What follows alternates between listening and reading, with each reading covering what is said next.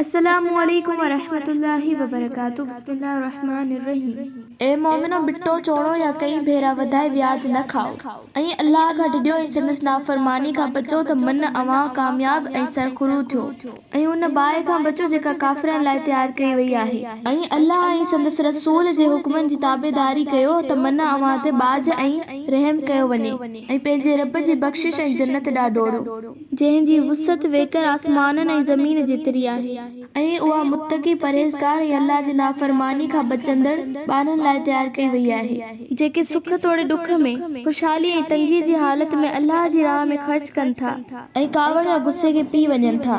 ऐं माण्हुनि खे माफ़ कनि था ऐं तहक़ीक़ अल्लाह अहिड़नि मोहसिननि नेकोकारनि सां मोहबत करे थो ऐं उहे जॾहिं को फहश कम पधरो गुनाह करे विझनि था या पंहिंजो पाण ते ज़ुल्म कनि था त यकदम अल्लाह खे यादि कनि था पंहिंजे ज़मीर खे मलामत कनि था ऐं पंहिंजे कईअ ते शर्मसार थी अल्लाह का पंहिंजे गुनाहनि जी बख़्शिश घुरनि था ऐं अल्लाह का सिवा भला ॿियो केरु आहे जो गुनाह बख़्शे ऐं जेके करे विझनि था उन ते ॼाणे वाणे इसरार नथा कनि या अड़जी नथा बीहनि यानी बिना के हिबक ऐं छो छाजे पंहिंजी ग़लती जो इतराफ़ कनि था अहिड़नि ख़ुशनसीबनि लाइ संदसि रब तरफ़ां अजुर बख़्शिश ऐं जन्नत जा बाग़ आहिनि जिन हेठियां नहरूं वहनि थियूं उहे हमेशह उन में रहंदा ॾिसो नेक कम या अमल करण वारनि लाइ कहिड़ो न चङो बदिलो आहे बेशक तव्हां खां अॻु केतिरा ई दौर थी गुज़रिया आहिनि पोइ ज़मीन में घुमी फिरी ॾिसो जिन क़ौमुनि नबियुनि खे कूड़ो कयो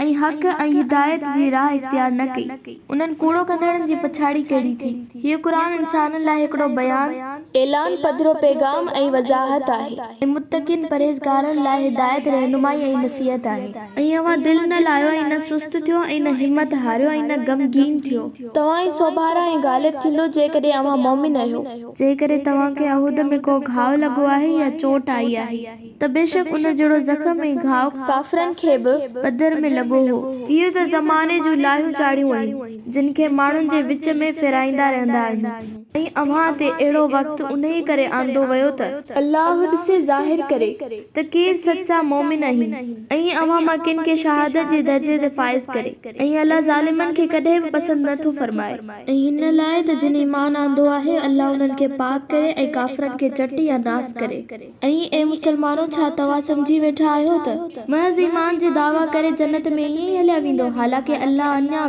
तव्हां मां जहाद करण वारनि ऐं साबित कदम रहंदड़ साबिरीन खे न ॼातो या ज़ाहिर करियो या निखेड़ियो आहे ऐं तहक़ीक़ मौत सां मुलाक़ात थियण खां अॻु यानी जंग अहूद खां अॻु तव्हां शहादत जी मौत जो सदू करे रहिया हुआ